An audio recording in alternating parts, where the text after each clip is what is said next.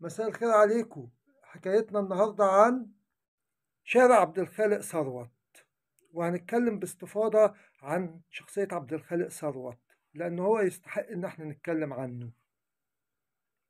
الشارع عبد الخالق ثروت بيبتدي من أول شارع رمسيس، بالتحديد من عند نقابة المحامين، ويفضل ماشي ويعدي عماد الدين وغيره لحد ما نوصل لحد تمثال سليمان باشا في ميدان الأوبرا. الشارع دون كان زمان كان أرض خربة لحد أيام السلطان قايتباي. جه أمير مملوكي اسمه الأمير أزبك بن ططخ، عمر المنطقة دي وكان في الشارع دون كان عمل فيه مناخ للجمال والخيل. المناخ دي معناها المكان اللي بينخ فيه.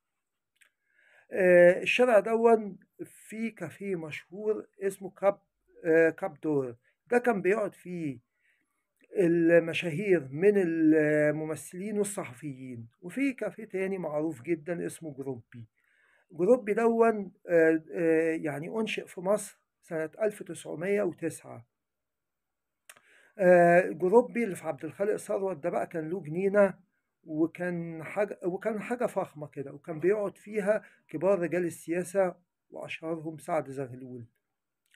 نيجي بقى لشخصية عبد الخالق ثروت. عبد الخالق ثروت اتولد سنة 1873 من أصل تركي. أبوه كان روزمنجي أيام محمد علي.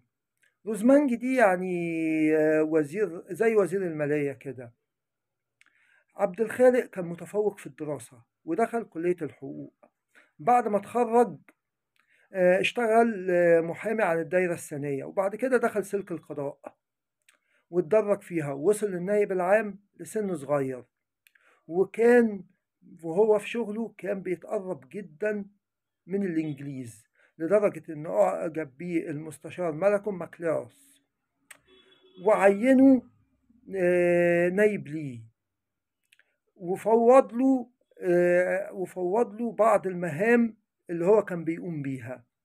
من أمثلة المهام دي قضية التلغراف اللي اترفعت على جريدة المؤيد شيخ علي يوسف. بس لسوء حظهم إن الشيخ علي يوسف خد براءة هو واللي سرب له التلغراف. بالمناسبة قضية التلغراف دي باختصار كده إن كان الشيخ علي يوسف نشر في المؤيد تلغراف من سردار الجيش المصري في السودان عن عملية دنكولا لوزير الحربية في مصر. فدون طبعا الإنجليز اعتبروه خطاب سري ازاي يتسرب، فاتحاكم الشيخ علي يوسف وطلع براءة. بعد كده في سنة 1914 عبد الخالق ثروت اتعين وزير الحقانية، يعني وزير العدل، وابتدى هنا يقرب من الإنجليز أكتر وأكتر وأكتر. عمل حاجات مخجلة جدا، منها إن هو كان بيناوئ حزب الوفد. معرفش يعني ده أنت وزير حقانية، إيه اللي دخلك في الموضوع ده وأنت مسؤول عن تطبيق العدل أو إقرار العدل في الدولة. تاني حاجة كان بيحرض الإنجليز ضد مصطفى كامل، وطلب الإنجليز بحكم الأحكام العرفية اللي هم فرضينها إن هم يعاقبوا مصطفى كامل. تخيل وزير عدل عايز يظلم واحد. والسبب إيه؟ السبب إن هو في رأيه إن مصطفى كامل بعت خطاب للأسرة المالكة وكتب فيها كلمة الأمير السابق، عايز يعاقبه على الكلمة دي تلكيك طبعا.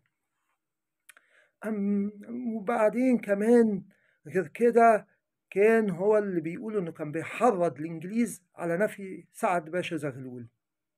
جت ثورة 19 مواقفه حصل فيها إيه؟ طالب الإنجليز بحكم الأحكام العرفية المفروضة إنهم يقمعوا الثورة دي بدون رحمة. وزير عدل بيطلب كده، غريبة. راحوا الإنجليز قالوا لك طيب ده هيبقى ده حلوة لينا، نعينه بقى وزير داخلية ونسيبه يتصرف. وفعلا ما خيبش ظنهم. طبعا كان بيحصل قمع للمظاهرات في الشوارع، وكان بيتقبض على أي حد يتكلم على الإنجليز أو على النضال السياسي، أو حد بيفكر يعمل اجتماعات، وده طبعا كان شيء سيء جدا من واحد المفروض إن هو مصري ضد ولاد بلده. ده طبعا يعني نال إعجاب الإنجليز جدا جدا جدا، لدرجة إن سعد زغلول اتكلم عنه، وفيما معناه إن هو سيف على رقبة المصريين، وإن هو أداة لقمع الثورة. بعد كده في سنة 1922 شكل حكومة باسمه.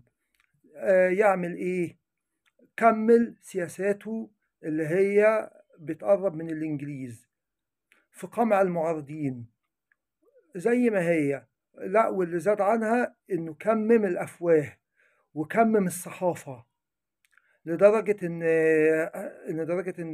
جريدة تايمز كتبت مقالة عنه باستغراب. يعني رئيس حكومة مصري وأصله جاي من خلفية قضائية عدلية يعمل كده، كان شيء غريب جدا.